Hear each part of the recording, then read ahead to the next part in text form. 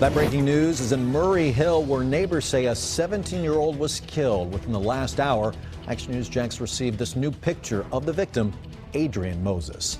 Police say they do suspect foul play in his death. Good afternoon, everyone. I'm Phil Amato. I'm Dawn Lopez. Action News Jax Beth Russo has been at the scene of this investigation since 7:30 this morning when we were on air for Action News Jax this morning. She's live there in Murray Hill. Beth, neighbors have been extremely emotional there since learning about this teen dying there.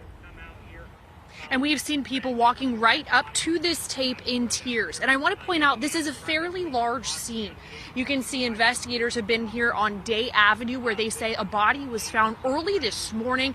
And then as photographer Almancy swings you around, down there on Gilmore Street is where they say shots were reported late last night.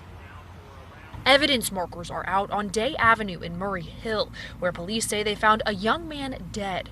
One is right next to a shoe that neighbors and friends tell me belongs to Adrian Moses. The 17-year-old, they say, was killed. We heard about 5 or 6 gunshots at about 12 o'clock last night. I asked investigators about the gunshots a dozen neighbors tell me they heard overnight. Is there any reason for you to believe that this was a shooting? We did get a report of gunshots last night about 10:45. At this point in time, we can't say if they're related. JSO says officers used metal detectors to search for shell casings on Gilmore Street, where the shots were reported.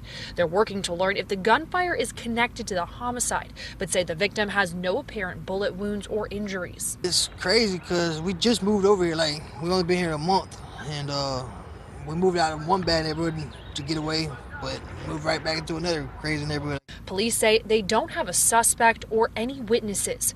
Neighbors tell me they're worried and sending their thoughts to the victim's family.